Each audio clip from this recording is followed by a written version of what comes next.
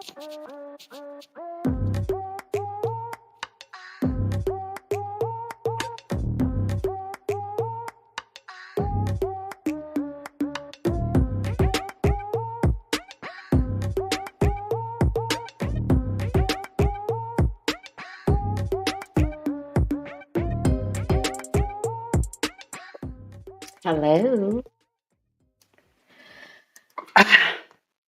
Why do I play that song at the beginning of my live? Because I found it and I thought it was just freaking cool. That's why. I love it. Anyways, hello everyone.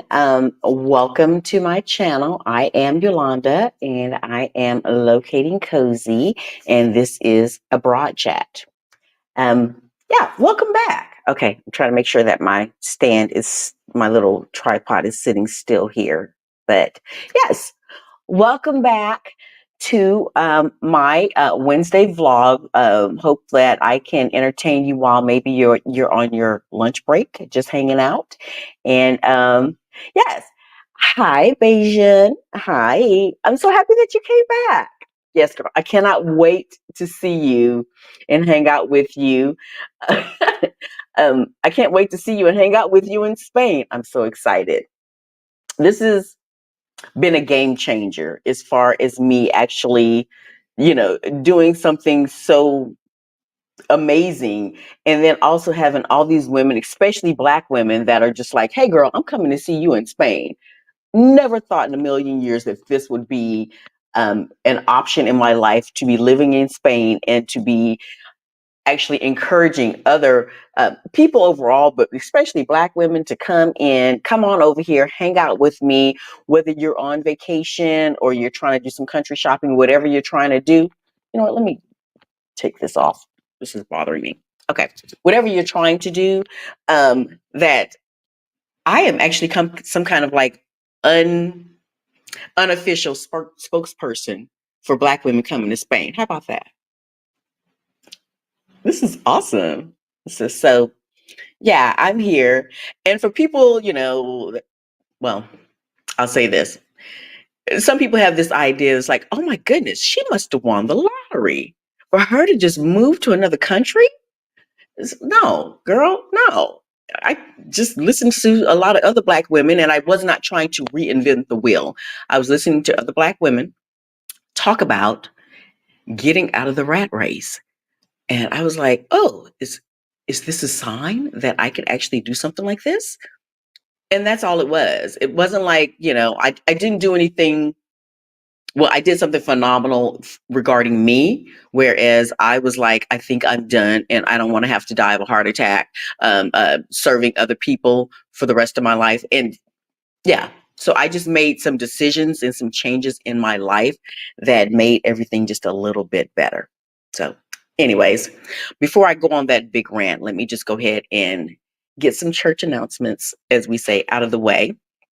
And also I'm going to go ahead and minimize my screen, because I have my screen that shows that shows me on YouTube Live, and it's very distracting. Anyways, hello everyone. Welcome to my channel. It is Wednesday. It has been crazy. I have family coming in the next 24 hours, and I'm headed off to Madrid with family, and I'm really super excited. But I'm so glad that you are here hanging out with me today. And let's see, let me get things out the way and make sure I do it all official like. So yes, I am Yolanda. I am locating cozy, and this is a broad chat. Yes. And I'm so thankful that you guys are here hanging out with me. So today's topic is actually about my most challenging pet sitting experiences. Because if most of you who know me knows that I gave up my apartment in January 2023. I was living in Dallas, and I had, after after a lot of research, I was like, I think I don't want to pay $2,000 a month in rent anymore. I don't think I want to do that anymore. How do I make this happen? So, and that's basically where it all started. I started doing some research, found out about other people, especially women of color, Black women that literally were like, I have figured out a way that I can still um, earn income, retire, whatever it is that you're trying to do. I found out that I didn't have to reinvent the wheel and that there were already people out here, especially Black women, that were already out here doing what I had aspired to do, which was I was already working remote. So I'm like, how do I work remote, take the show on the road, and not have to pay rent anymore? And that's when I found out about pet sitting. And I was like, I think I could do that. And then now I've become the traveling pet sitter, right? Yeah. So now I'm here in Spain and I moved here, or excuse me, I relocated here back in April of this year. And I've just, really kind of thought about different things I want to share as far as experiences, the challenges of relocating or moving to another country. A lot of us are talking about that. Did not think that it was going to be possible for me to do it, but I'm doing it. One of the things that I really enjoyed that helped me save money was I started pet sitting full time, mainly through trusted house sitters. And I heard about it via Stephanie Perry as I was doing my research. I heard about Exodus Summit. I heard about Stephanie Perry and how she had like literally parlayed her desire to not work herself to death, just uh, basically making money for a company and not doing anything that was not actually looking out for her. And that's what I felt like. I felt like I was working a job that was paying good money, but they really didn't care about what happened to me. And I felt like I was about to stroke out. Literally, that's how I felt like I was going to have a stroke at some point, and they really didn't care. So, after a lot of research, I found out about Exodus Summit, about Stephanie Perry, about pet sitting. And so here I am today, I think I'm about maybe 45 pet sits in. I want to say about 45 in the past year and a half pet sits that I've done. And I decided that I was going to go ahead and do a live talking about some of the, I always like to say challenges, not bad experiences. I always like to say challenges of pet sitting. And so, yeah, we're going to talk about that in a minute. But before we get started, I have some things that I have to like bring up and talk about and just see how everybody is doing. Okay. Okay. So, look, Mom, no glasses. Yes, I know some of you guys are like, when is she going to stop talking about the fact that she's wearing contact lenses? When I feel like it. But right now, I'm still enjoying the fact that I'm wearing contact lenses and I'm not wearing any glasses, so I don't have to like take them on and off. And, one day I'll stop talking about it. And when I'm done, I'm done. Anyways, so first of all, I would like to make sure that I remind everybody to like and subscribe and hit that notification bell so that if you want to see whenever I do post again, whether I'm going live or if I'm going to be uploading a pre-recorded video, that you please do make sure that you are subscribed so you can get notifications about that. Okay, thanks. And then I also wanted to I wanted to share what's going on in my world right now. So what's going on in my world right now? I got back I had a pet sit that ended about a week ago. Yeah. And so now I'm back and my granddaughter, who I had not seen or had not spent the night over here in 3 weeks. Actually, she spent the night over here this past weekend. Okay, and if anybody knows, I don't share her pictures here on my social media, but my lollipop spent the night, and I realized that I needed to get her some toys here because she doesn't have she has all the toys and everything at home, but she didn't have a lot of stuff here. And the stuff that I actually had for her as far as toys were like stuff that I got from like the little discount dollar store that's around the corner, and it was crap. It was complete crap. So when she came over, it was Sunday night that she came over to stay the night with me. And I was like, tomorrow morning, she didn't know, but I was like, in my mind, or what I was saying was, tomorrow morning we're going to whatever nice department store, Walmart, Target version that's here, which is Catafor. I say it wrong all the time. Anyways, I said that I was going to go and take her, and I was going to go get her some toys. Yes, I wanted to be able to have some good quality toys, and not just toys, but like games, things, for a 2.5-year-old that she would find interesting. So here's the problem. I haven't had a baby around in a long time. The last time I had a baby around was my niece.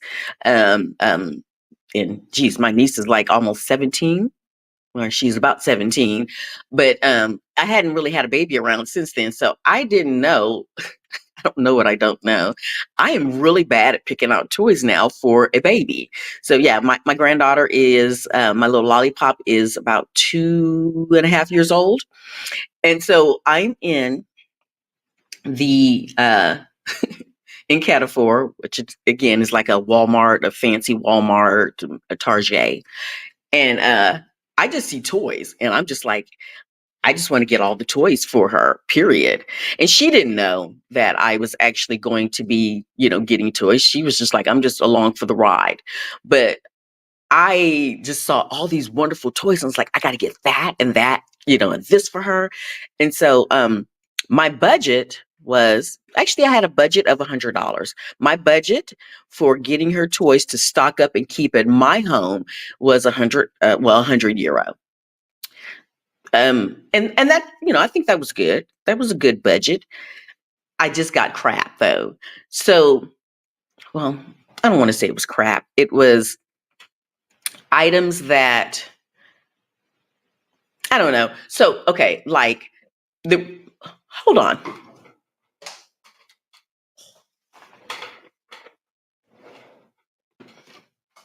It was this crap. Okay. It was so in the box, it looks really nice and big. Like, oh, I wanted to make sure that I don't get anything that is very much like I guess, princess things, although I don't mind that. But I didn't want to get her things that were like very conducive to like female objectivity, where it's like, it has to be something like you're a princess, or dolls, whatever. So I try to keep it balanced. And so I got this, which was a doctor's kit. Yeah, it's called, they're called City Life. It's like a jacked up version of Legos. Anyways, but it was a doctor's little thing. And so I've made sure that I always try to get her things that, are very gender neutral toys, right? Anyways, I get it. And I got some other stuff along the same lines. But when we opened it up, it was like these small little pieces, and you had to put the bus together. It's like, I can't show you guys the bus, but like you have to put them together. It's not like they come, like you just unfold them and it's done. You literally have to put it together. And so we get the toys, come back to my place, and then we're like ready to like play with them. And it's like, oh, you have to put them together. And the look on me, on myself, and my granddaughter's face was like, oh, we have to do stuff. And I said to my granddaughter, challenge accepted. We're going to do this. We're going to put this stuff together. We got some things together. We had to put the wheels on the bus, as she sang, the wheels on the bus go round and round, round and round, round and round. Anyways, we got the wheels on the bus, and they were going round and round. And I was so proud of myself. I was proud of us, because I felt like we were collaborating, me and this 2.5-year-old child. We were collaborating. We were working together. We did good. I was just so proud that we got the wheels on the bus to go round and round. Anyways, that was one thing. Then she brought me, and I'm not going to go run and get it, although I want to. There was a puzzle. So, again, I want her to actually experience things and challenge her and educate her, and not just do some gender identified things like, what little girls do. But there was a puzzle, and it was the Disney princesses. And I was like, oh, but it's a puzzle. So we're going to do that. So I bought it. And then I got back to my place and realized that for this 2.5-year-old, it was a 104-piece puzzle. So I was like, we can do this. But the thing that I forgot was that you can't argue with a 2.5-year-old. So in my mind, I was like, it's only 104 pieces. So I know how to put a puzzle together. So I'm going to take the outside frame and, the straight line areas, and I'm going to at least create that part. And I'm very proud of my granddaughter because she actually was able to put a couple of like the inside pieces together as far as their faces or whatever. Okay, great. But then she got mad because I was putting together the outside pieces and she wanted to do it. So she took them apart and then she put them back together. And then she said, ta-da. Yeah. So I was not able to, I didn't get any appreciation for what I had done. I was helping her, but she didn't appreciate it. She wanted to have all the joy and she wanted to have her own ta-da moment. Anyways, I just thought it was just funny, and I so enjoyed. But the thing was this: when it was time for her to go, so when she left, her dad came to pick her up from my place, and I had told her that she needed to put all of the toys. We're going to get to the topic. Don't worry about that. But just know that I talk about other things for a minute. Anyways, I have been, making sure that she understands that you have to pick up your toys when you leave or whenever you go to bed or whatever. You have to pick up your toys. So she's learned that. Well, she didn't understand that I still wanted to leave the puzzle out and that we should not be taking that apart. And so she was upset. She was like, "No, like you said, put them away." And I was like, "No, you leave it on the table." And yeah, we got into a big old argument. Yeah, we got into our version of an argument about why some toys are able to be left out. I don't know. It's jacked up. It's kind of weird, kind of trying to reason with the 2.5-year-old. Yeah, okay. Anyways, but the crazy thing is this. She left, what was that, Monday evening. And yesterday, because the puzzles were still out here on my coffee table over there. So before I went to bed last night, I went and moved all the puzzle pieces to my dining table, and then I put together the outside. And then this morning, like the frame part, and then this morning I actually showed it to her, and I was like, "Look what I like." On the phone, on our video chat, I was like, "Look what Lolly did," and she didn't care. I think she was actually kind of offended that I still did it anyways. But anyways, it's I don't know how to.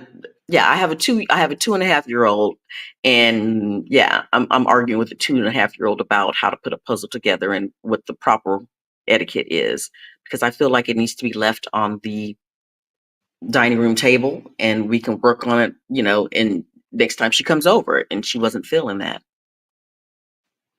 Okay, so and I also need to get a toy box for her because my home is starting to look kind of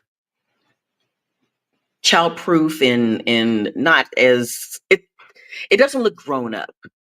It's like in my bookcase in certain areas I have like just toys and I have it organized, but I need to get an actual like a really nice kind of stylish toy box, something that's cool that goes with my decor.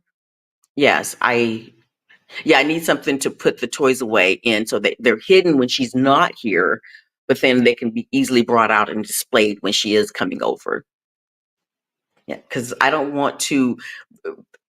Rashida and some other people have the big joke is like, I don't want to be that grandmother that just lets my grandchild like overrun my life and it's all about her. But sometimes it is, and I love it. So, anyways, let's see what else is going on before we get on topic. And let's see. Yeah, the 100-piece puzzle, the toy box. I had a friend who, a young lady that came here, moved here in mid-July, and I was super excited, just super, super excited. And she left. She just did not feel Spain. And I'm bringing this up because one, I don't want to ever make it seem like your move abroad, your whatever your goal is, your transition is going to be easy. And some people, and sometimes it just does not work out.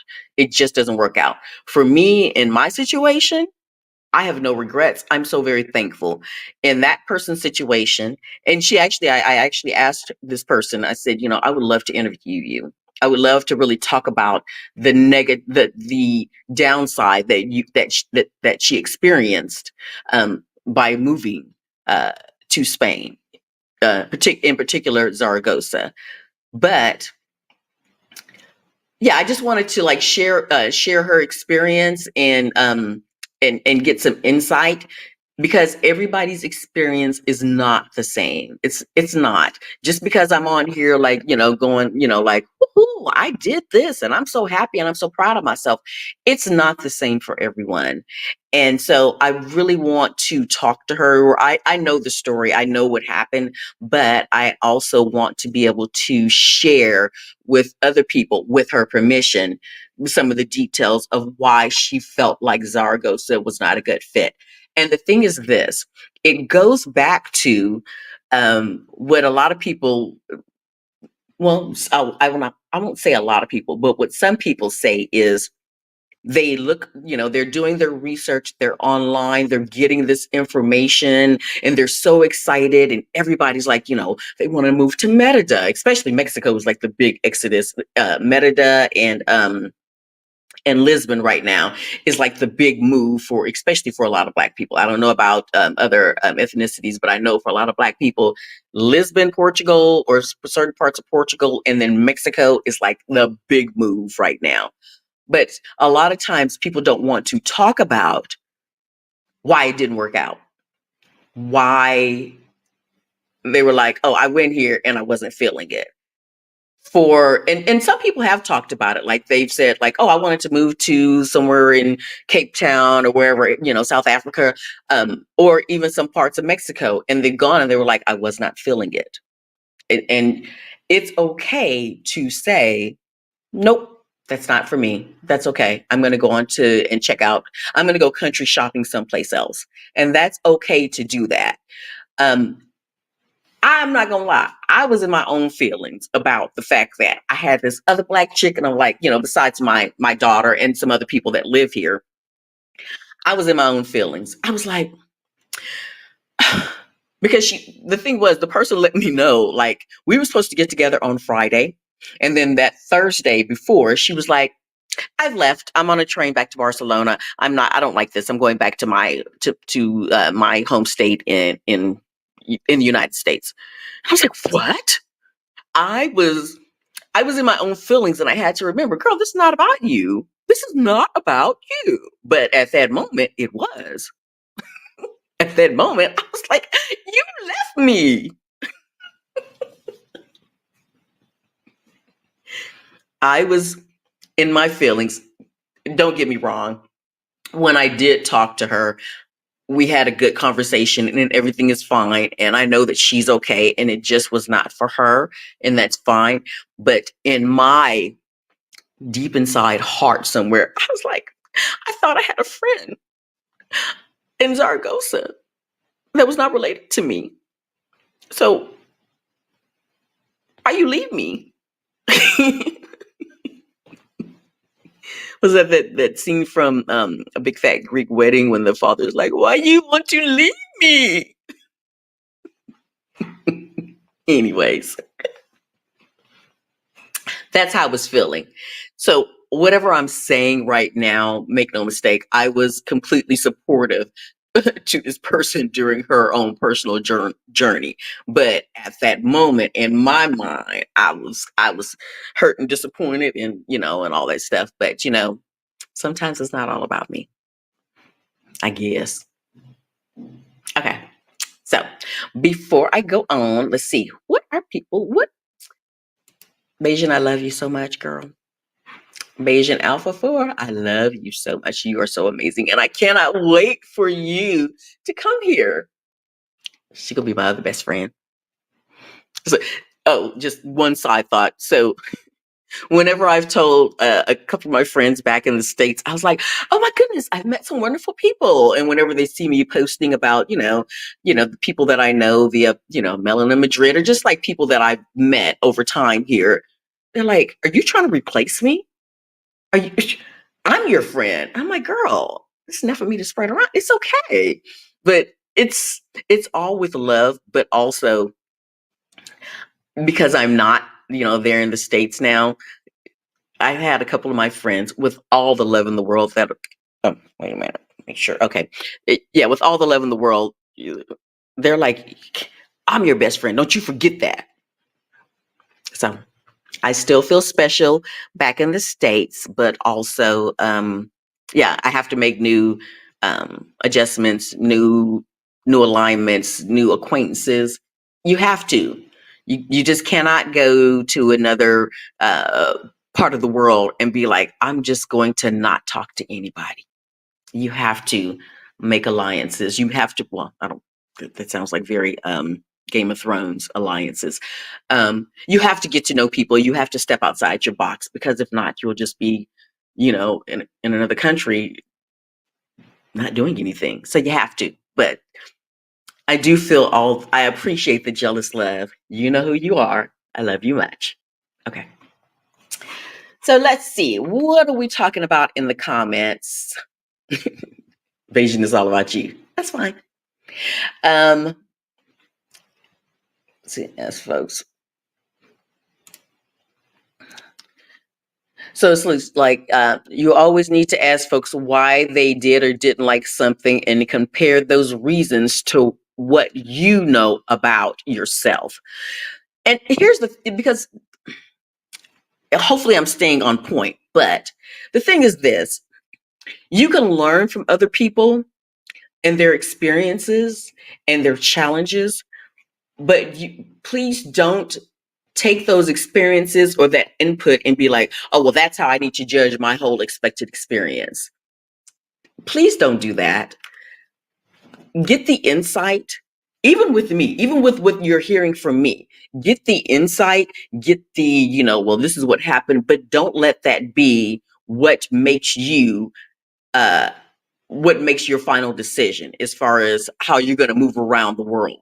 Whether it's in your city, your state, your country, another country, wherever you are. Don't let the experiences of others make that final decision for you. Get the insight and use it to your advantage, but don't let it be the determining factor that says, "Oh, I can't do that then. This other person came to Zaragoza and then she left, so therefore it would not be a good idea for me to go." Um, please don't do that. Open yourself up to experiences, open yourself up to the unknown. And again, whether you're moving to another country, moving to another job, moving to whatever it is. So I'm not just talking about moving out of the country. That's my journey. That's, a lot of people that I talk to, that's their journey. But that's not what I'm talking about. I'm talking about stepping outside of the fear so that you can go to whatever the next level is, whether it is moving into buying that home, selling that home, um, whatever it is. Get the information, but don't live in fear with that information. Make sense? Okay. Okay. I'm just going to go down here and see what else you got to say, Bayesian. I'm so excited.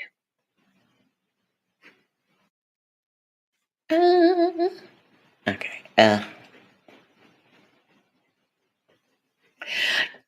Yes. Okay. Yes. I know it's easier said than done. Don't get me wrong. I know it's easier said than done. But if you can give it a year, it's not everybody's mission.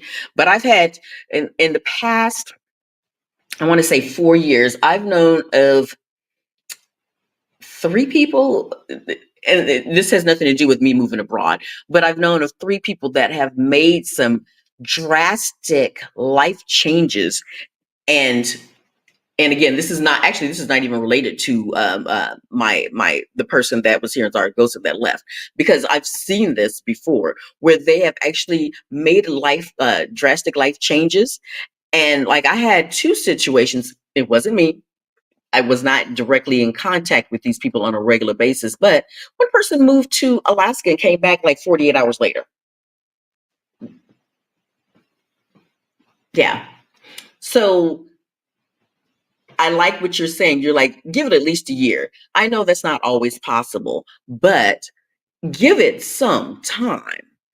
Um, I actually watched a vlog of was it Aqua Black Nomad? Let me see, make sure I have that right. She was interviewing a lady named Blanca, and Blanca has lived all over, and she was talking about Nomad Diaries.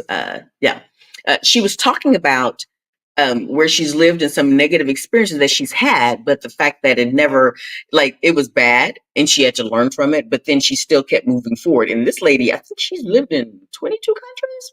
And Blanca, when you see this, please, I know I'm going to be interviewed by you in a day or two. I'm going to be posting that. I'm going to share that link too. Nomad Diaries. But yeah, there was I think it was, I said Blanca. Kiyoka is going to be interviewing me this Friday, but she interviewed Blanca, I don't know, a couple of weeks ago, and Blanca has lived all over. And it was just amazing because she had some pretty challenging experiences. And the fact that she was like, I could not let that basically determine how the rest of my experience was going to go. I love that. I love that. So I guess the big focus on this is to, even when you have a negative experience, to not let that determine how the rest of your experience is going to play out. Okay. I'm spitting wisdom. I'm spitting wisdom. Okay. Let's see. What else are we talking about here? Oh, I think I want to get rid of. So, if I can figure out what I'm doing. Oh, banners. There we go. Get rid of that. Okay. Anyways, the other thing I wanted to share. Let's see, comments. Yeah, 48 hours. 48 hours. And I had to go pick up my a family member, an extended family member from the airport 48 hours after they had gone up to I think it was Alaska. And again, I think one of the key things that I do want to definitely share, because I think probably that the person might be watching this. When you go to another country, city, wherever you're going, if you want to be the one that wants to drive an RV across the US and everything, whatever it is, find the community. That's going to make for such a softer landing. It's going to help you as far as your information. That is extremely important. I know that, a lot of people have that ability to be like, I'm just going to up and go and I'm out and I'll see you when I see you. But to make things easier, especially in, the year of 2024, we have so many options now, that you can actually find the community and find the soft level support system that you need before you even get on the plane or get in an RV or drive anywhere. That support is already there. You just have to reach out and just say, hey, I'm going to be in San Diego in 2 months. And this is, and I'm just making up scenarios. I'm going for Comic-Con. I'm going to be there. What, is there a group of people that like, I don't know what characters there are and stuff. And I'm only saying this because my middle daughter is into the Comic-Con thing.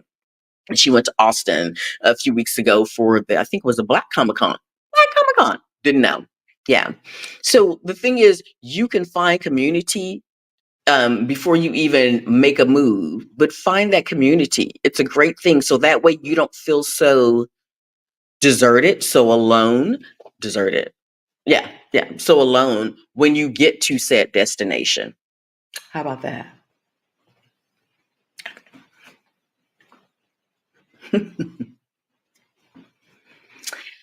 So what else do oh, I know what I wanted to talk about. I did my first one-on-one Spanish class yesterday. Um, I went through italki. So last week, if you guys remember, that I did a whole like review about the different platforms that I have used over the past, I guess, year and a half for learning Spanish. And I still kind of suck at it, but I'm better. I am better. But I had my first class, one-on-one class with italki, but I used the platform wrong. So with italki, it's one-on-one, and you have three trial sessions, which I think they're like 30 minutes. And so you can pick like three different instructors or community leaders or whatever and stuff that you can meet with to understand what their process is as far as teaching you and helping you learn the language. And I accidentally booked like a whole hour session with some lady that was very, very nice, but it wasn't a good fit because I need somebody that can do like a balance of teaching me the local language, but also is fluent in English so that if I'm saying I don't understand, I don't have to guess what you're trying to tell me. You can come back and tell me in English, like, this is what I was trying to say. Anyways, I made that mistake. But I found a lady actually just a couple hours ago. I did a trial session with another young lady, and I think I'm going to keep her because, she was bilingual enough where she could tell me like, she could speak to me in Spanish, but then if I didn't get it, she'd be like, this is what I'm trying to say to you. And then I'd be like, okay, so now let's go back to Spanish. So yeah, I'm really excited. And I want to do the immersive where I'm taking like maybe 2 to 3 classes a week with one person so that she can get used to me and I can get comfortable with totally messing up while I am speaking my jacked up version of Spanish as I'm learning. Yeah. So anyways, yes, I'm excited because yeah, I'm doing the one-on-one classes now, which I don't know why I was kind of freaked out about doing one-on-one or finding someone that would do it. It's just that insecurity that's within a lot of us that's like you're gonna be paying this person to actually help you learn Spanish, and you're still like, well, I don't want to embarrass myself. Girl, get over it. You're paying them and they're happily accepting your money and being very, very patient. So yes, the lady that I'm working with now, and I want to find um, one other instructor so I can have a nice balance of different temperaments, different types of personalities, um, and maybe from different areas of Spain that will help me get better at speaking. Because I want to be able to I'm only supposed to speak to my granddaughter in Spanish, excuse me, in English, but I need to know what she's saying when she gets frustrated because I don't understand what the heck she's saying, right? So, she spent the night the other day, and yeah, she gets upset when she's saying something to me that clearly she's like, I'm telling you what I want. And then I'm like, what are you saying? And, she gets that little huff, like, lady. So I just want to be able to understand. And not just her but overall the community that I'm now living in. I want to be able to understand and understand conjugations. Yeah, that's a big thing. Yeah, past, present, future tense stuff. Yeah. Okay. I was going to touch on something else, but I'll wait. I'll tell you all about that later. Okay, so let's talk. I'll jump back on some other things, but let's talk about some of my challenges of pet sitting.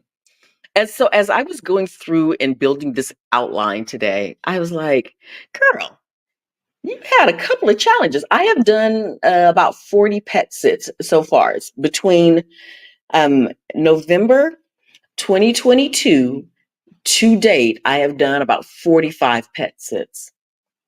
I think so. Let me see. I think it's 45. Oh, I want to see. Hold up. Yeah, I'm pretty sure I've done about, maybe 40. Okay. Yeah, I've done about 40 pet sits so far. So that's pretty cool. Yeah. And for the most part, they have been absolutely great. It's been, I'm going through just to check and see. It's like, no, that's not telling me anything. Past sits. Let's see. No, that doesn't tell me anything either. It just says past sits. Well, that sucks. I'm saying 45. 41. 41. Okay. Yeah. 41 pet sits since I started pet sitting in November of 2022. And so, yeah, I have had some really, really great pet sits, and I'm so thankful for this whole experience. And again, I literally, because once I found Stephanie Perry and I started talking about it, or excuse me, understanding what was going on, I was like, I think I can save me $2,000 a month in rent. I'm about that life. Yeah, I think I'm about that life. So I gave her my apartment, and I basically have been pet sitting full time up until January of this year when I got my flat here in Spain. And, so I have my own place now, but I still enjoy pet sitting. So with that, I just wanted to share some of my experiences. Now, if you go back on my YouTube channel and probably on my Instagram, you will see a lot of the stuff that I'm talking about. I will not be sharing the pictures of said pets here. Yeah, I'm not going to share that on here. But if you go into I have my link for hold on. I want to get the link for the pet sits of the year. No, that's not on here. Okay. Anyways, I'm going to post that. But yeah, I wanted to share I did my review of the pet sits of the year. It was a two-parter that I did all my pet sitting experiences of 2023 or leading up to the end of 2023. So yes, have that experience. But I just wanted to share some of the challenges and understand that just because you have challenges during a pet sit does not mean that you need to tap out and be like, I can never do that again. That was horrible. Stuff happens. Life happens. It doesn't mean you have to tap out. Fair enough? So let's get started. So the first one, and again, a lot of these I've already talked about in other experiences, or sharing other things. So just go on to my actually, let me go ahead and post this. Where's it at? It's here we go. Hold on. Putting this right here. I'm actually going to share logistics of pet sitting. So I'm going to share that. So I'm putting these in the comments, but they're actually also in my description. So that's a playlist of some of my experiences regarding pet sitting. So please do check that out. Enjoy. But one of the my first experiences, my first challenging experience with pet sitting was the house of, I say 1,000 masks. It actually was probably like 100 masks. It was about 100 masks. The house of 100 masks. The I don't want to say problem. The challenge of the house with of 100 masks was it was scary. It was freaking scary because when I saw the profile when I applied for the pet sit, it was I saw a picture, but I didn't really see what was on the wall. I just thought, oh, that's like some art on the wall. It wasn't until I got there, and this is also a lesson learned. Do your pre-check-in, if not the day before, a few hours before. So I got to this pet sit, which was in Houston, where I lived at the time, or where I was staying at the time. And I got there, and it wasn't until I got there that I really did see the intensity of this wall of masks from all over the world. So the pet owner's husband had passed some years ago, but that was his thing, that he collected masks, and they had traveled the entire world. Eh, Respect, so much respect for the the culture, and understanding the meaning of all the different masks. Wonderful. It freaked me the hell out. It freaked me the hell out. And the thing was, the home was kind of old school in itself. So I wasn't even comfortable, like, and okay, I'm a couch surfer. I like to be on the couch. But the thing was, because I don't want to go on anybody sleep on anybody's bed. That's just not my jam. I bring my own little sheets and everything, and I like to sleep on the couch. But the problem was, the couch, the way it was facing the wall of mask. And I want to actually go back and find that video so I can put that in, put a link on there. But if you are friends with me on social media, on Instagram or on YouTube, you will see the wall of masks. And it was just overwhelming and scary, and it just freaked me out. So that was one. But, I couldn't be upset about that because it's that person's home. So it is what it is. The other problem that I had with this particular pet sit was, the person told me, the pet owner told me, like, when I was there, like 2 hours before they were leaving, that, oh, they had Shih Tzu dogs.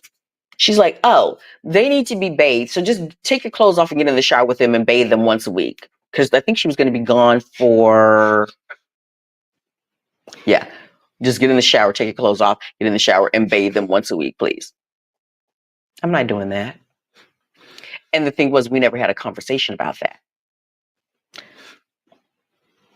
I, as much as I want to get a review or get a good review, I'm not doing that. I'm not getting it unless I can actually bathe your pets outside, bathe your pet like outside, maybe every couple of weeks or whatever. I would expect that if you need for your dogs to be washed like that, you have a groomer. I'm a pet sitter. I'm not a groomer. So the thing was, the dogs had, two of the Shih Tzus had like really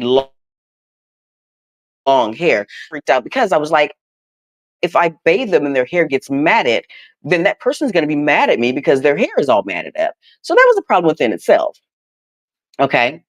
But I'm not getting, she was like, oh, this is where I go in the shower. Like, she had a standalone shower. She's like, this is where I go and bathe them once a week. And I was like, you didn't tell me that. And the other thing was that besides expecting me to bathe them, and understand, it was like 2 hours before, or about an hour or so before she was leaving. And I was still relatively new to pet sitting. So when she said it, I was like, oh, okay. Okay. So in my mind, I was verbally agreeing to something that I was like, hell no, I'm not doing that. The other thing was that she said, oh, because she had this really cool, whimsical kind of home that it was like very Wizard of Oz, yellow brick road, all that kind of stuff. But it was during pollen season in Houston. And she said, I also need you to get the leaf blower and blow the pollen off in the backyard area. I was like, oh. So anybody that's ever seen me with a leaf blower, which you guys have not, it's not a pretty sight. I am like some comedic scene, just blowing stuff all over the place and just losing control. So I was like, I can't do that. So anyways, she was going to another country for a few weeks and everything. And it was a couple of hours before she was leaving, or an hour before she was leaving. So I was just in agreement, like, I can't quite cancel right now, stuff. So I'm just in agreement. But then after she left, I did send her a text message just saying, I don't feel comfortable bathing. It's like, this is something that you should have sent your dogs to the groomer for. I don't feel comfortable bathing your dogs. It wasn't even an option to do it like outside. But again, my concern was, if I bathe these dogs and their hair gets matted, because I am not a groomer, I was just concerned about the reaction, like, oh, she totally jacked up my dog's hair, their fur. So anyways, so between the mask and, me like having like some kind of light on throughout the night because those masks freaked me out, and the other things of not wanting to bathe your dogs and not wanting to have any kind of security footage of me, like, going crazy with a leaf blower. that was kind of challenging. I gave a good review. She just said that she didn't like the fact that there was pollen in the house when she got back home. It is what it is. On to the next one. That was different. On to the next one. Hochi. Hochi, this was one of the one of my best pet sits. I want to say this. It was one of my best pet sits. And if you've actually looked at my previous videos when I did like the review of my pet sits throughout the past year, it's one of my best pet sits because I had Purdy and Sal, which were turtles. That was my first time ever taking care of turtles. Okay. And they had the biggest, most cutest, wonderful personality. And I love that experience so much. But Sal was literally like a mean, gruff turtle and would totally like overrun Purdy, which was like this doe-eyed little turtle. And they were like in the same what do they call aquarium thing. Anyways, the challenge and the issue was this home was so beautiful. It was in Houston. It was the first few ones that I'm going to be talking about, by the way, are all actually in March, about March of 2023. So like the first three jacked up crazy experiences was in March of 2023 when I was still relatively new. Anyways, I'm on the phone. I'm cooking. So I go and I get some meal that I'm making, and it was like bacon, and I can't remember what I was making, but I was on the phone with my sister-in-law. So I was standing in the backyard talking and everything. And there was the two turtles, and then there was Hochi the dog, and there was oh God, what was the other Basil the cat? Okay, right. So I'm in the backyard. I had already cooked my bacon. I was about to make this wonderful meal, and I go inside, and I can't find my bacon. At this point, I'm like, did I not bring? And I was like, I know I brought bacon home. I know I cooked bacon. Can't find the bacon. I left the bacon. There's a huge, huge island. And the bacon was cooked in the middle of the island. And I can't find it. But I was actually in some like really deep, in-depth conversations with my family member at the time. So when I went back in, I was like, okay, I was kind of frazzled, I guess. And yeah, I'm looking for the bacon. I go out to the garbage can and I'm like, did I throw it away by accident? Yeah. It wasn't until 2 in the morning. 2 in the morning, I'm couch surfing. I'm on the couch chilling. And I was like, girl, the dog ate the bacon. The dog ate the bacon. The problem was when I came back in, the dog didn't look guilty. The dog was still on this is Hochi. Hochi was like, when I came back in, Hochi was on his bed, relaxing, didn't, look completely innocent. Um, Hochi was like, what's up, girl? How you doing? So it didn't dawn on me until until 2 in the morning. It's like, girl, the dog ate the bacon, the whole pack of bacon. And it was funny. So when I actually, now I can laugh about it now. I mean, because bacon is expensive. I got my good HEB thick cut bacon. I was upset at the time, haha. Yeah, I was upset. So anyways, I did tell the owners about it and stuff, and they were like, oh my God. And the thing is this, again, the island itself was huge. So I didn't think that the dog could jump on top of the counter. And I didn't see any paw prints. I I didn't see anything that led me to think the dog got the bacon, girl, until I had my aha moment in the middle of the night. I was like, oh yeah, that dog ate all that bacon and had no guilt at all. At all. Yeah. So yeah, that was number two. And I feel stupid because in my mind, I was like, yeah, I can't believe this dog would eat a whole pack of bacon, not get sick, not leave any paw prints. Yeah. Yeah. The dog was munching on my bacon. That didn't sound, yeah. Anyways, yeah. So that was number two. Oh, wait a second. Okay. Anyways. So the next challenging experience, and with everything that I'm sharing with you guys today, I also want to say that it made for some great storytelling right now. And I had to take it all with a grain of salt. It is what it is. Nothing that I'm sharing with you today was enough to make me go like, I don't ever want to pet sit again. There's nothing that happened. I've had some challenging, some overwhelming moments, but there was nothing that made me say like, oh yeah, pet sitting is not for me. If you are not somebody that can deal with some surprises, then maybe pet sitting would not be the best fit for you. But yeah, if you're pet sitting, you're going to get some, especially being a traveling pet sitter, you're going to get some surprises. Next surprise. Murphy's Law. Murphy is the wonderful dog that basically told me, you ain't coming in this house. And I just shared it. I was interviewed by Stephanie Perry um, uh, when she actually did a live, I think it was 2 Saturdays ago, about people that have actually pet sit, that have like started pet sitting because of learning about pet sitting through her. So I was on there.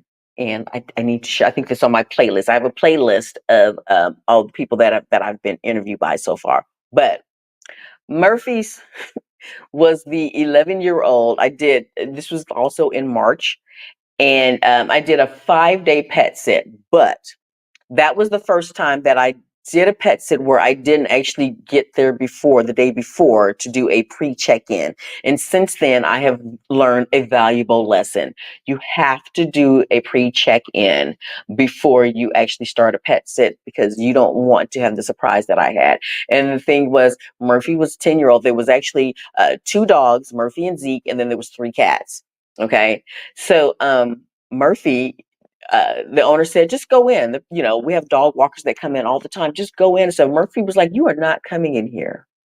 And I dare you to try. So Murphy was like, I want it's like some kind of shepherd mix. And the thing was, the owner, when I eventually called her and I was like, hey, I can't get inside your house because the dog's not letting me in. Um, she kind of like alluded to the fact that it must be my fault. Like, you have to go in and be more assertive, just to walk in. I was like, I am not trying to mess around and find out. Yeah, I'm not doing that. So it was just ugh, it was frustrating because she was just like, just walk in. And I was like, no, I will not. So anyway, she ended up having one of her friends come over and walk in. And then after that, Murphy and Zeke, Murphy was 10 and Zeke was 2. After that, everything was fine. Best guard dog, wonderful, cool dog. The other problem that I had with that home, though, was, which I did, okay. So when I did the review on Trusted House Sitters, I did do an honest review to a point where I literally said, I feel like I would be doing a disservice to any future pet sitters if I did not share my experience honestly. Okay. So I did share about what happened, about how the pet owner was kind of, making it sound like, well, Murphy's never done this before, so it must be your fault. And but I did not post on there about the house itself. It was a 2-bedroom home, and the the room for the pets was disgusting. It was absolutely disgusting. It was carpeted, and the dogs there was a bed in there which the dogs laid on, they slept on, and that's where they kept the food and the litter and everything. And it was rough. It wasn't as horrible as it could have been, but it did not smell good. And I brought my own linen because, I was driving around Texas. So I had brought my own linen, and I was just on the couch, and it was a leather couch. It wasn't a cloth. It wasn't a fabric couch. It was a leather couch. So I cleaned that off, and then I put my sheets on the couch, and that's where I would sleep at night. And I made sure that, none of the pets were on that couch during that time once I cleaned it. But it was that bedroom, the second bedroom that was for the pets was really, really disgusting. I don't want to say disgusting. It just wasn't as clean as I would have liked it. And then also it was carpeted. It, yeah, that was not good. It was not good. And from there, I learned a valuable, valuable lesson. Get all the information and also um, um, do the pre-check-in. So if you need to walk away, you can walk away and say, nope, I can't do this. Um, I take ownership and blame for the fact that I did not do the pre-check-in before the owner had left. And so I did stay and I just, camped out on the couch and, I took them for walks and the dogs, the pets were great because they had no clue. They were like, this is our home. I don't care. But the owner should have known better. They knew that that house was not up to anybody else staying there. And here's the thing. I'm gonna share this with you guys. Um, I did my review and I check back every now and then because I see things stuff there that nobody else is pet sitting that I can tell via the THS platform since. And again, my review was not mean; it was just honest. And I did not mention again about the room. I just mentioned about how it was how I couldn't get into the house to even start the pet sit initially. Okay, so that's that one. Let's see what's else. Okay, so let's see. Oh, I'm going back. I'm just checking the comments here. Because the dogs must have loved you. Huge treat for the dogs. And I don't want to make it sound like ooh, the owner clearly loved her dogs. It was just that owners, pet owners can really truly love their dogs and still not keep the best, tidiest house. And so I don't want to take anything away from the fact that I do believe that she truly loved her dogs and her pets loved her. It was just that particular house was just not up to what a place that I would ever stay in again. Nope, not doing it. So yeah, hell no. Let's see. So Ranger Danger. Ranger, you know what? I'm just going to go ahead and skip to the end on a certain part. Ranger's the one that locked me out the damn house. Yeah, Ranger's the one that locked me out of the house. Yeah. And so now I'll get to the story. I had a golden doodle lock me out of the house. And the crazy thing, okay, so this was in June of last year. It was 3 dogs, 2 cats, 1 snake, 3 hermit crabs. Yeah. The snake was not my bother at all. The snake, I was like, okay. The snake, they showed me the snake. They confirmed when I got there and stuff that the snake was enclosed. The snake was like a little, I don't know, I'm not giving middle fingers. The snake was not that big. It was a snake. It was enclosed. They had fed it. And they were only going to be gone 1 week. Because in my notes, I actually have how long they were going to be gone, or how long my pet sit was. The snake was not the issue. Side note, how do you know hermit crabs are alive? I followed the exact instructions regarding taking care of the hermit crabs. I put the food out. I never saw the hermit crabs move from one area to another. I never saw any food disappearing. How do you know a hermit crab is alive? I took care of 3 of them and they survived. I just don't know how. I don't know. I don't know. How do you know if a hermit crab is alive? Because if they were supposed to be active, I don't know, but they move slower than snails. So That's been my experience. But the snake was no problem at all. I would go in the room where the cat had, it's like the hermit crab, the cats and the snake were in one room. The snake was enclosed in his area or her area. I can't remember the snake's name now. But that was also my first time ever dealing with a hairless cat. This was a very, very loving, hairless cat.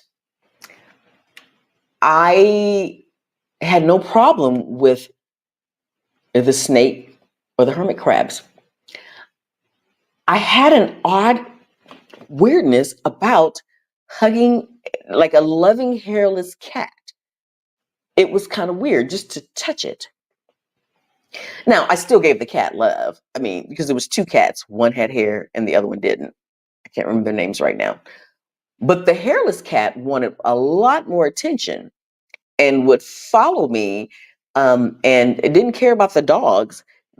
The hairless cat was like, I think the hairless cat's name, what was the hairless cat's name? Because it was like a really funny name. See, Anderson, where's it at? I have to find it now because that was just, it was, yeah, a really odd, different name for a hairless cat.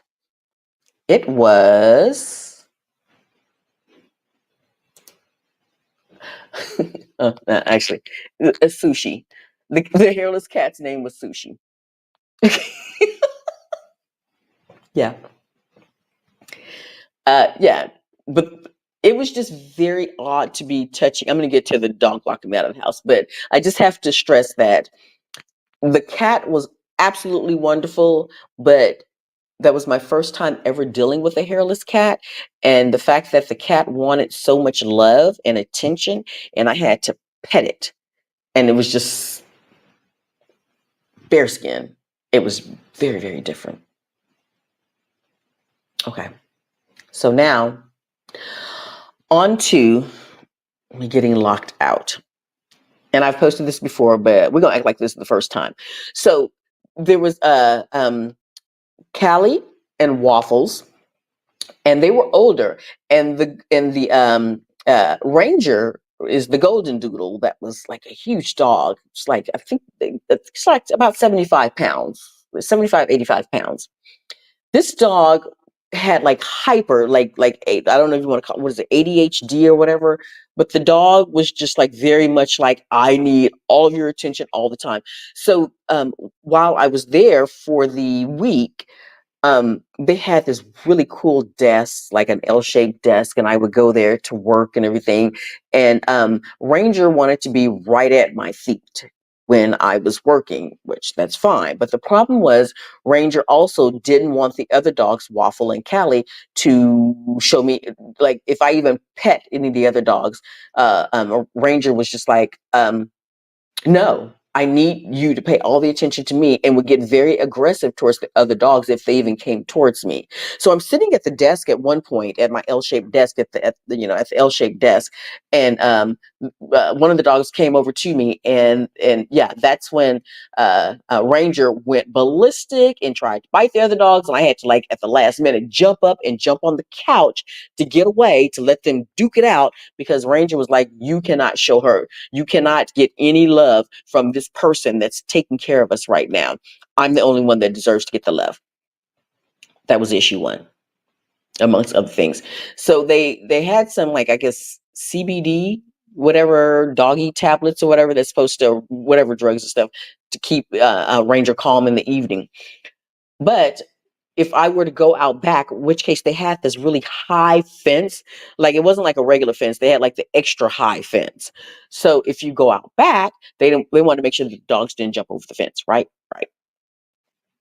So they had these big white, like the decor rocks in the backyard. So Ranger, the golden doodle, would like bring them in sometimes and try to chew on them, which, the big concern was, we don't want this dog to lose his teeth and everything, or, have his teeth all jacked up because he's chewing on rocks. So Ranger brought in a rock one day, and I had just come inside with them after they were, outside in the backyard playing.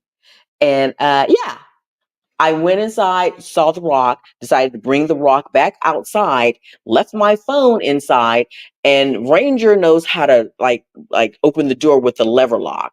The problem was that the deadbolt was right above it, and when I went outside to throw the rock out without my phone, Ranger tried to get out and lock the deadbolt.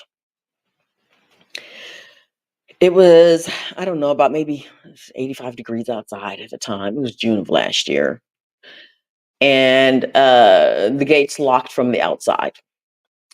So to go to the front yard, they locked from the outside. So I couldn't climb over. Now, I was 53. I mean, I'm about to be 55. 53. And I'm like, how do I climb over this fence to get out? The people next door don't know me. They might think I'm trying to break in or break out from a burglary. I don't know.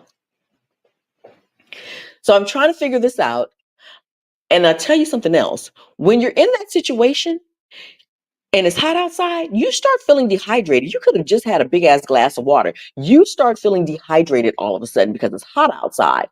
I could have just had a big ass glass of water like 2 minutes ago, but I'm still freaking out because I'm like, I don't know how to get the hell out of here. I can't call 911. I can't call anybody. So finally, I start yelling, help, help, help me. Now I was like, hello, like somebody, it's like, so the dog next door starts barking and everything. So finally some guy comes out and everything, and he's like, yes, and stuff. And I was like, I'm the pet sitter, I'm next door.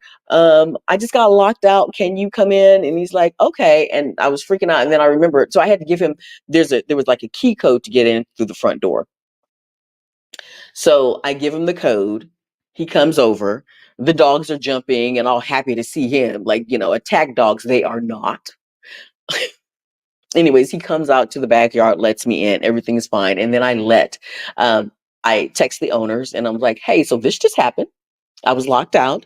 You might want to change your code because I had to give it to your neighbor next door for them to come inside and let me back in the house. And what bothered me was they didn't say anything. They were like, oh, okay. I'm like, can you at least acknowledge that? I thought I was going to die out in your backyard. I, I needed some kind of validation, and that did not happen. And I still feel some kind of way about that, clearly. Yeah, I'm still feeling some kind of way about that. So, and then on top of that, I did my review because so whenever that was my first time taking care of that brood of pets, and as they called it in their profile, the zoo. But when I did the exit interview of this with them, I said, your home is wonderful, your pets are wonderful. I said, but because of Ranger and his hyperness, and I did feel unsafe, I thought I might accidentally get bit when um, he was sitting at my feet while I was working, and then the other dogs came over. Um, I don't feel like I could actually pet sit for you again. And because they wanted me to come back like a month or so later. And I was like, no, that wouldn't work because I don't want to, your pets are wonderful, but your one dog needs some special attention. And I can't take a chance on being bit because, Ranger has this jealousy thing. The thing was, they did not do a review. I actually did an honest review. It was very diplomatic, but they did not do a review, and then they actually deactivated their profile for like I want to say it was probably like 8 months that they just deactivated their profile, and then they finally came back on and they did a review randomly for me, and they were like, "Oh, Yolanda was great. Oh, she's awesome." Anyways, yeah, that's the dog that locked me out of the house. And from then forward, I was extremely careful about if I, went outside to say, to do anything. I made sure I always had the key with me or my phone with me, especially the key. Yeah. Anyways, that was that experience. So let's see here. What are we talking about here? Nothing much. Okay. We'll come back. Thank you guys again for joining. And yeah, I'm actually, oh, you know what? Let me take a quick break real fast to tell you about some things that are going on. So if you are doing some country shopping, if you are thinking about country shopping in Europe, if you are thinking about discovering different parts of Spain, and you will be here in October, you need to hang out with me. We are having a meetup on October 23rd in Madrid.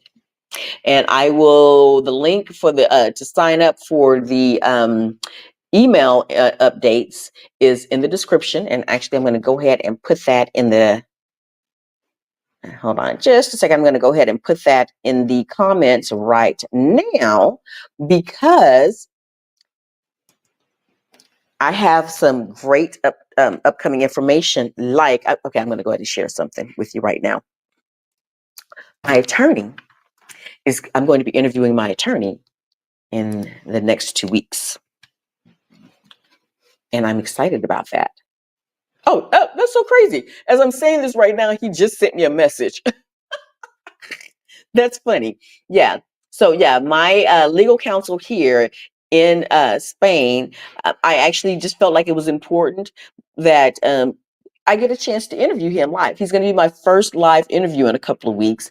And we're going to be talking about basically some of the things that you might need an attorney for here in Spain. Of course, we're going to be talking about visas, but there are other things like, if you think you want to buy some property here in Spain, if you think you want to, rent some property here, things to look out for. So I'm actually going to be interviewing him in about 2 weeks. And that's all I'm going to say about that for now. But if you are interested in coming and hanging out with me, and I have some pretty cool things lined up and stuff. So besides, yes, my attorney is going to be, or my legal counsel will be doing a live chat in 2 weeks, but he will also be doing an in-person Q&A in Madrid, October 23rd. So that's going to be one thing. We're just having on the October 23rd, we're just going to be getting together for lunch. And I've actually gotten the place, 2 possible places that we'll be actually having lunch. But during that week, I'm going to be in Madrid all that week. So there's going to be other things. It's all unofficial. But we will be hanging out and having fun in Madrid. And then on October 24th and 25th, we will be in Zaragoza doing some very special things. And yeah, get on the mailing list so you can get information about what's going on and what you need to do to be part of this. And yeah, okay, yeah. So the information is in the comments right now, and it's also in the description.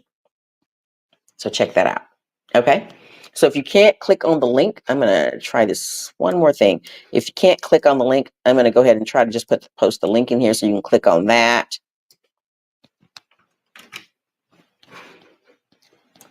I mean, you might be able to click on the link, but I'm just going to go ahead and put that on here just in case. Okay. Either which way it goes, you should be able to click on the link to sign up for the emails regarding what's going on. I also have a WhatsApp group. If you're a member of Exodus Summit, there is an event in the Exodus Summit Facebook page for Madrid. Let me know you're coming. Okay? Okay. So now let's get back to my experiences. I think I have. Yeah. Okay. The next one is getting snatched. Okay.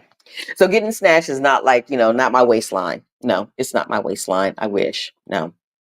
It is actually getting snatched. And the lesson that I learned from Anna in Oceanside, California, and also from Shyla in Houston, Texas. I got snatched up because I wasn't paying attention to what the pet owners I didn't believe. Okay, maybe I did believe, but I was like in some kind of denial, especially in my pet sit at Oceanside. So this was July of last year at 2 different pet sits. One was in Oceanside, California. The owner said, "Be careful of the rabbits." And I was like, "Rabbits? What rabbits?" She's like, "Yes. Anna, the Weimaraner, will go crazy for the rabbits. And I was like, I just don't think that that's really a big deal until I was walking Anna one night in the wonderful town of Oceanside, which I love. And I did not see the rabbit, but Anna did. And Anna snatched me up, and I, my shoulder was not dislocated, but I was in so much pain because, Anna was like, I think probably about 60 pounds. And when Anna saw the rabbits along the coastline of San Diego, yes, there are wild rabbits everywhere. And I did not know that. And Anna, the dog, saw the rabbit before I did and snatched me up. And so I had what they call tendonitis or whatever. It was horrible. I was in so much pain. I mean, I was lucky that I think no, I didn't fall. I didn't fall, but it was very uncomfortable and very scary because I had to try to anchor Anna to calm her down, and the rabbit took off, and it was horrible. Fast forward, my very next pet sit was with Shyla, and I was back in Houston, and the owners, they were going to the Philippines, I think, I had Shyla for 3 weeks, and they were like, Shyla's a little aggressive on the leash. And I was like, oh, okay. No, Shyla is aggressive towards dogs, and I was very aware, but also I think that the previous owner who did her bad, because she was a rescue, was I'm gonna assume it was a man. But one night, well, a couple of times we were walking, and she seemed extra aggressive towards black men. I was like, oh my gosh. So yeah, I was snatched up a couple of times. Yeah, that's what I say. I was getting snatched by two different dogs back to back. It was horrible. I actually ended up while I was on the 3 week pet sit with Shyla in Houston, I actually ordered a waist leash where you can put it around your waist so you're not pulled so hard by your arm. But then Shyla snatched me up there, and so I ended up taking that waist leash and putting it and making it into like a harness kind of thing, like crossbody. And that was still hard. But it was better than just having it around my waist. So that was the last time that I cared for any kind of dogs that were kind of aggressive, not towards me, but towards other animals or other people. That was the last time. I think as I was finishing up the pet sit with Shyla in Houston, I had another pet owner that reached out to me and was like, "Oh my goodness, they were. I mean, I'm so happy that I have all these great reviews." But she was like, "Oh, I would so love for you to come and take care of my dog." I think it was like a 3 week pet sit. And I was like, "Oh." And she was like, so she's kind of leash aggressive on the leash and everything. I was like, nope, not doing that because yeah, my whole right arm was pretty jacked up for a long time. Yeah. So yeah, I no longer will take care of dogs that have any kind of like what I deem as serious aggressiveness, especially on the leashes. You have to take care of yourself first. No matter f the review. You don't want to get a good review and be in a body cast or throwing your back out. You don't want to do that. So take care of yourself first, and don't accept a pet sit because you need a review. Think of yourself first. You are more important than any review. Fair enough? Okay. We're almost done. So this one is going a little bit longer, but I have like three more. I have three more. So the next one that I had that was really kind of freaking me out was, I call it the Halloween house, because this was October of last year. And actually, when I just was interviewed by Stephanie, I also talked about this one, but I didn't go into great detail. This was the ICU house. Yes, it was freaked me out. So the couple. Okay, let me back up. The home itself, the cats, it was one of my best sits. It was like one of my best sits of 2023. Shasta and Nala were wonderful. Absolutely. I just love them. I took so many photos of these two cats because they were just like bonded and they were just the cutest cats. Oh my goodness.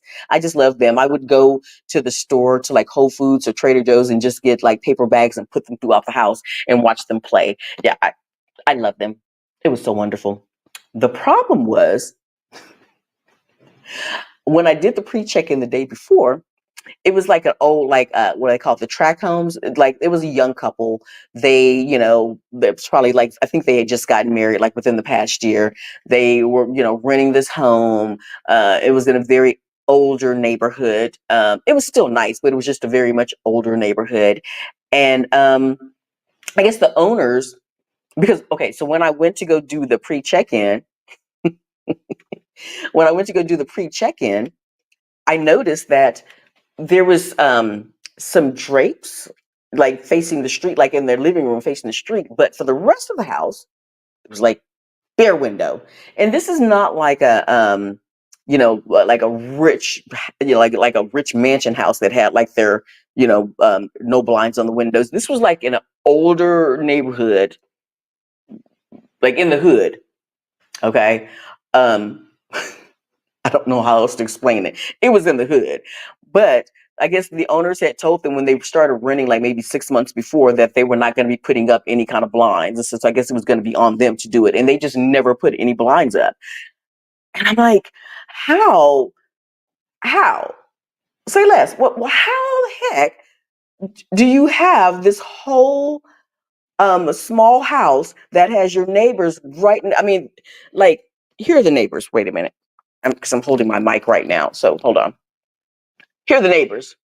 This is your house. This is their window. This is your window. That's how close it seemed to me.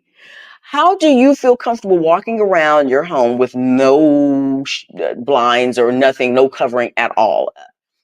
So, and then where the kitchen was, it's like it was just dark. It wasn't like, a nice little lit backyard. It was dark. It was like, I just felt like some like what is that? The clown guy. It was gonna pop up and just be like, "Hey!" it it freaked me out.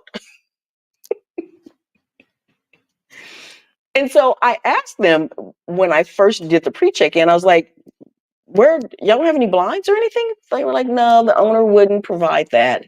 I'm like, "But you guys have been here for like 6 or 7 months. You never thought to put anything up?" Because when I am someplace, I want to, as I've said before, I want to be able to snatch off hair. I want to be able to walk around naked. I want to be comfortable. I don't want to have to like peek around the corner to see if there might be somebody looking in.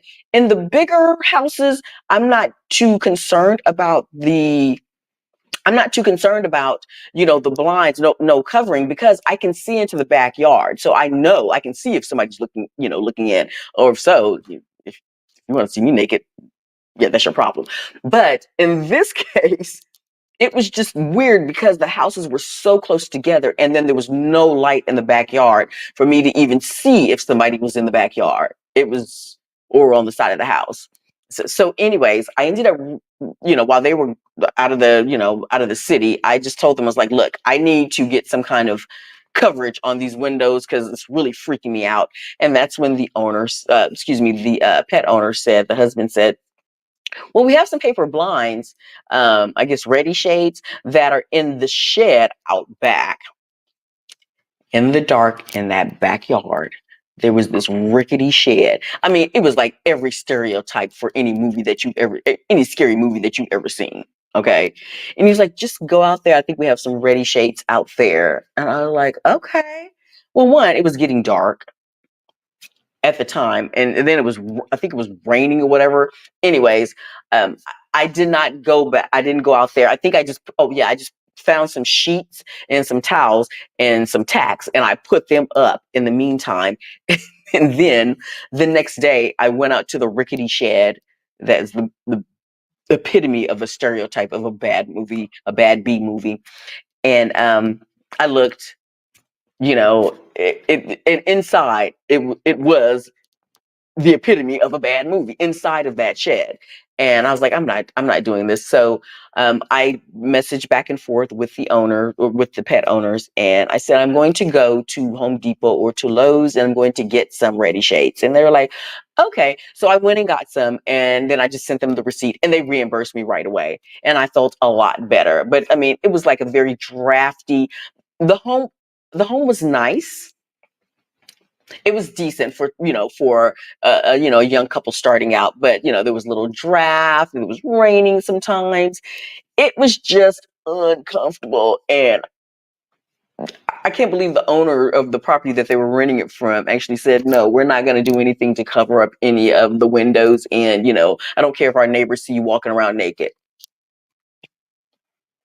Yeah, anyways, that was, besides the cats being amazing, that was like extremely uncomfortable. And it, again, it's not like, the rich neighborhood where they have all this land and, you can see like, there's like floodlights that, you can see anybody walking up. It was just dark out there in the backyard or in the front or whatever, or the neighbors. And yeah, that was just weird. Anyways, that was number, I don't even know which one this was. Yeah. I didn't number these. I'm just sharing my experiences. But yeah, you just have to work through it. And if you need to go get some ready shades to make yourself comfortable, because the thing was, in the rich houses, in the houses where there's like, the really, well-off people and stuff, there's no ready shades that you can get that's going to cover up those big, huge windows. At this particular home, they were just small windows that just needed to be covered up. It wasn't, so yeah, I think I ended up paying, think about maybe $30 for the ready shades. And again, they reimbursed me right away. But I was like, yeah, we need to cover that up. I need to be able to walk around freely and not know that, I can just walk by and see your neighbor next door going, yeah, not cool, not cool. Anyways, let's see. Oh, thank you so much. Thank you, Rapper MD. I know that, yeah, she's just saying that she's not usually online at this time, and I get it. Yeah, lunchtime. My time is Wednesday at noon. Actually, it's about 8:30 p.m. here in Spain. But this was just the best time that I felt like, maybe it's your lunchtime. Maybe you could take a break, hang out, have some laughs with me, learn something, get some insight, and go from there. But yeah, I do appreciate anybody that's here watching. Um, uh, uh, Ola, girl, I'm so sorry. I don't want to say your name wrong. I've heard you say it, but I don't want to say I don't want to say your name wrong, and I apologize. But I'm going to go ahead and show. So, how do you tell her you would not do it? Um, I don't understand the question. And yeah, please do expound. Which story? Ola Yinka. Thank you, girl. Yeah, I feel bad because I'm like, oh, I don't want to butcher her name. Which story were you talking about? I feel like I've shared a couple now. That I would not do what?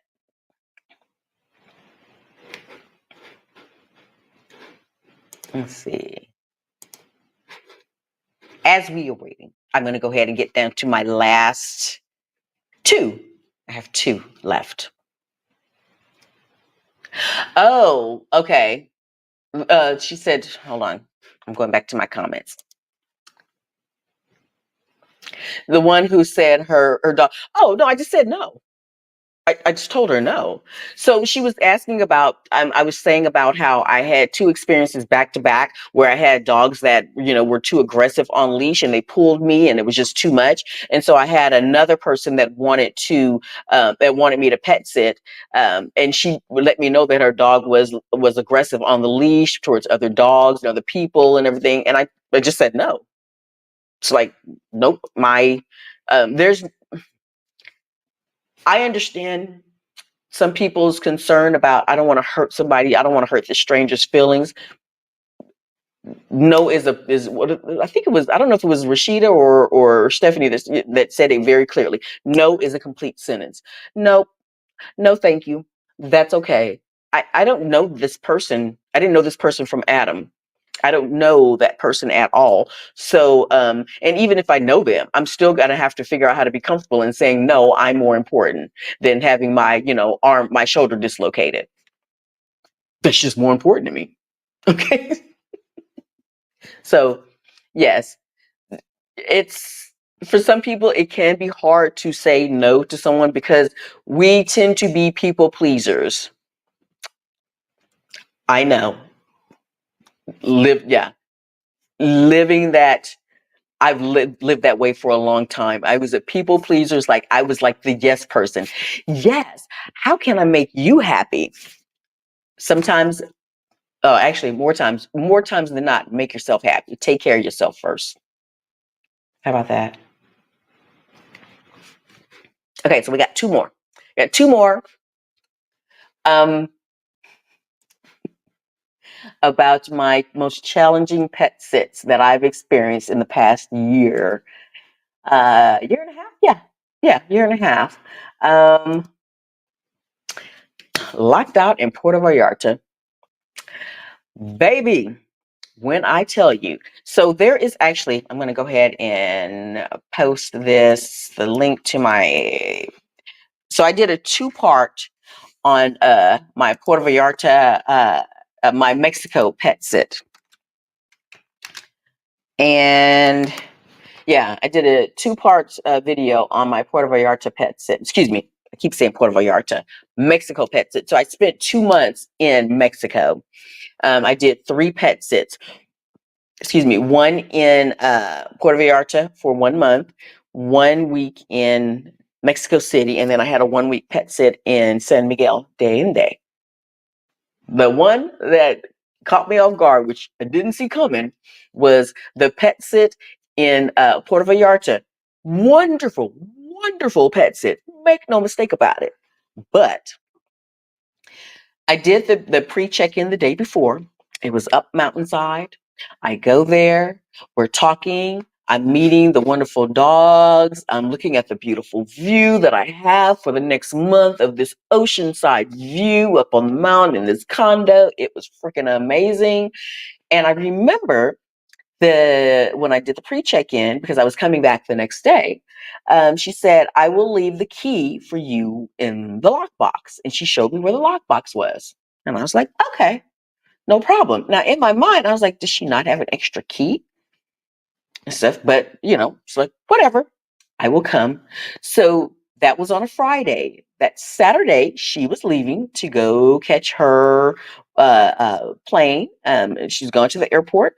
And I think she left at 11:30. And so I got up early Saturday morning and went to like the farmer's market and then the port in Central Puerto Vallarta. And I was just like, oh my goodness, this is amazing. I'm in Puerto Vallarta for a month. And I was hot and sweaty. And I was like, you need to go take a shower before you go up there. And I was like, no, wait, take a shower when you get up to your spot. So she texted me when she had left, and I was like, okay, I would take my funky self and my Uber up the road, up the mountainside to the condo. And the Uber drops me off, and I go to the lockbox, and the freaking lockbox does not open. Had the instructions, looked at them again. It's like, nope, not opening. I'm like, okay, what is going on? I mean, this is not the first time that I've dealt with a lockbox. This is not brand new to me. I know how to deal with a lockbox. I know what to do. I know sometimes it can be, especially between Airbnbs and pet sitting. I know that sometimes like when you do the rotary for the numbers, they can be very kind of temperamental. So I know this. No big deal, right? 5 times later, trying 5 times later, I'm like, why is this not opening? What is going on? So finally, I called her and I'm like, this lockbox is not opening. She's at the airport about to leave Mexico for a month. I'm like, look, I don't know what's going on, but I need to get inside. I'm funky. I am tired. I need some water. I'm just like, I need to use the bathroom. Couldn't get it open.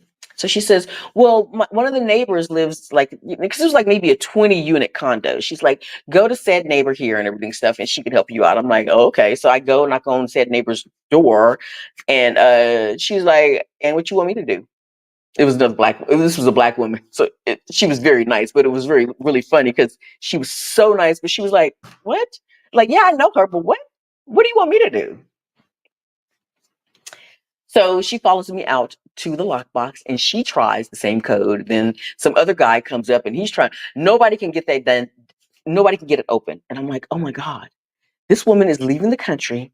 I am in Mexico for the first time ever in my life. These dogs are inside waiting. What is going to happen?" Now, again, I have in the YouTube thing stuff that I just posted. That should be in the description. Yes, there's full detail. I will say this: I ended up having to, because she had not left yet. So what she did was, thank goodness for Delta. Delta came through. She ended up leaving her key, which I don't know why she didn't just give me the extra key the day before. If she had an extra key, why didn't she just give me the key? I will never know that for sure why. Anyways, I have to take an Uber, in which case, let me just say this. When you're mountainside in any community, but like in Puerto Vallarta, when you're up mountainside, Uber drivers can pick and choose if they feel like putting that wear and tear on their car, because they're driving straight up a freaking mountain trying to get to you to pick you up. So me getting an Uber to come and pick me up took a while because they're like, I don't want to put that wear and tear on my car. No, let me act like I'm going to go, and then I'm going to change my mind at the last minute. So it took about 30 minutes for me to even get an Uber up there that would come and pick me up, and then took me over to the airport. She showed me I'm giving all the details away, but anyways, it's worth sharing. She sent a picture of the envelope that she left for the front for the people. Which, as she was boarding, she left an envelope with the extra key, and they were supposed to take it down to the check-in, the baggage check-in, and leave it with the manager there. And I get there, and let's just say again, the manager's name that it was supposed to be left with is Julie. So I get there, get out my Uber, go inside. I'm like, I'm looking for Julie. They were like, who's Julie? The saving grace was that in Mexico, especially like at the airport, a lot of them already speak English, so I didn't have to like try to like translate or figure out or Google translate anything. But they were like, "Who's Julie?" I don't know who that is. Oh, like, look, I just I need to go use the bathroom. I need to go. I need to get inside to take care of these dogs. I'm I did not cry like this, but mentally I was like, holy crap. Mentally, I was having a breakdown. In the forefront, in front of everybody, I was like, so look, this is what's going on. I need help right now. So I kept it together, and in the forward presenting face, but inside my mind, I was like, this is shit right now. This is crazy. And said so. Anyways, in the end, I got the key. The manager showed up, and she was like, "Oh yeah, girl, hey, here's the key. Good luck." Left, went back, and everything was gravy after that. I mean, yeah, the dogs were like, "Girl, where you been? We've been waiting on you for a while." Yes. So that was um it was a great pet sit. It started off kind of rough. And just understand that these are the moments when you have to figure out things, because if you're pet sitting, you're going to have some challenging situations, and you cannot just be like, I don't want to do this no more. F it. No, can't do it. Especially when you're in the midst of a pet sit or about to start a pet sit. You have to figure it out. You have to be a kind of a go with the flow a little bit. I'm not talking about any kind of like major dangerous situation. That's not what I'm speaking about. I'm talking about there's going to be situations beyond your control, beyond the homeowners or pet owners' control, that's going to rely on you to make the best decisions possible. And you just got to do it. Yeah. Now, if after that you're like, I don't want to do this ever again, I don't ever want to pet sit, that's on you. But in that moment, you have to go ahead and make decisions that are going to get you into the best safe situation possible. Um, which might mean taking a freaking Uber across town to go back to the airport and hope that Delta has the freaking key. And so yeah, sometimes stuff just happens, and it is what it is. Yeah, and sometimes you have to wait like 30 minutes to almost an hour for an Uber to come pick you up because they don't want that wear and tear on their car. It's just life. You got to go with the flow if you're going to be doing some traveling pet sitter or just traveling around the world, and just knowing that things come up. It's never going to be perfectly smooth all the time. You just have to work it out. Okay. Last but not least, and this is the last one. Yeah. Yes. I got sick in San Miguel de Allende. I got sick. Sick. I mean, 104.6 fever sick. Um, that's actually, if you go into my playlist, I don't have it pulled up. That's actually on the part 2 of my experiences in Mexico. So the part 2 one. But I will give you the brief summary because I got to this was in February of this year. My last pet sit before heading back to Texas. It was 8 days, and I was excited. I had found community there. There's a group of, expats. There's a group of Black women there that were just I happened to run into that just showed me all the love. I mean, I just happened to go into this restaurant, and I saw like a table of, like, I don't know, it was like maybe 10 Black women, and the hostess thought that I was with them, and I was like, no, I'm not with them. And we made eye contact, and they were like, no, you belong here. We don't know you, but come on. So it was just a beautiful experience. And I was planning on getting together and hanging out with them for Valentine's Day. And I think the next morning I got up, and I call it hitting a brick wall. I got up and I thought everything was fine. And then all of a sudden it was like, boom. And it's like this fever just kicked in. And I was like, what is this? I mean, I literally felt it. It wasn't like a gradual thing. It was like literally like hitting a brick wall, like, bam, you're sick. That's it. You're just sick. And I was like, and thank goodness I keep my digital thermometer with me. And so I was like, let me go ahead and check my temperature. And it was like, at 99. And I was like, oh, well, that's odd. So, because besides randomly running into, some women the day before, it's not like I had been out and about majorly and stuff, but whatever it was, I don't know if it was a new strain of COVID. I don't know what it was, but it hit me so quick. It was like, I just turned the corner and it was like, bam, you're sick. Yeah. Wasn't an itchy throat, nothing like that. Just like, you have a fever. Here you go. So, I noticed that there is a difference between, I'm trying to make sure you guys can hear me. I appreciate that there is that in Mexico you can go to pharmacies and get your whatever medications that you need for the most part. The problem was that in San Miguel, in the area that I was in, the pharmacies were a lot smaller than what I might have found in Mexico City or in Puerto Vallarta. They were bigger, more well known. Uh, more well known pharmacies there. And the one that I went to, when I realized how sick I was like, I need to go get an antibiotic. So I ended up walking delirious. At that point, that's when my temperature was like 104.6. And I walked down the street to the pharmacia that, it was a very small one. And I was like, whatever the Spanish word was for antibiotics, I'm sure it's like antibiotics. But anyways, and they were like, no, we don't have any.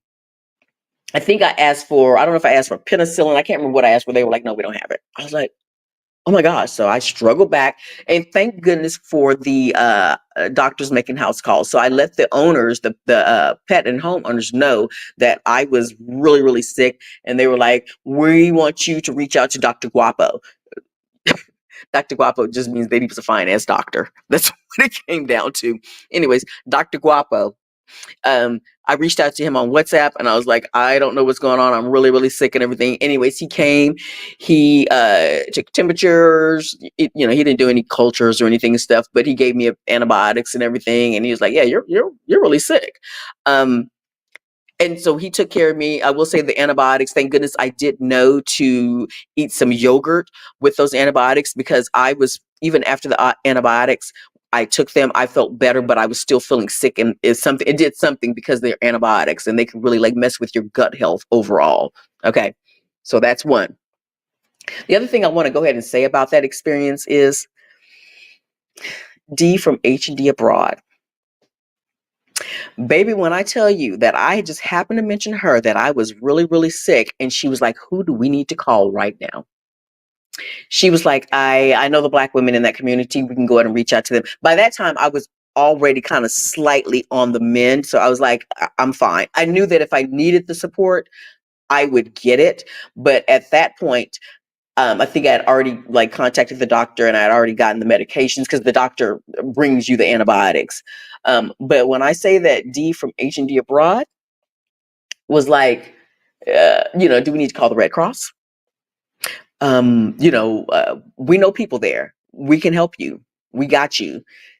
It was a knowing feeling that even though I was sick, and I was not above, asking for help, make no mistake. The fact that my sisters, especially D, was like, what do we need to do? We can get you Lifeline. We can do whatever it takes to make sure that you're okay. It made me feel better. Yeah. So whatever, if you're doing a pet sit, especially in another country or even in another city that you don't really know anybody, make sure that you have your list of contacts for you, especially if you're pet sitting alone. It is extremely important that you have your point of contact, your emergency contacts, somebody that can help you, in a time of need. And so I always wanted to say thank you so much, Dee, and for the women. I can't remember the name of the group, but there's a group of women, Black women. I mean, there's expats there, make no mistake. But for me, it was that group of Black women that I knew that if I really needed help, I can call upon them for the help that I needed. I didn't end up needing it. I should have probably contacted somebody earlier. Don't get me wrong.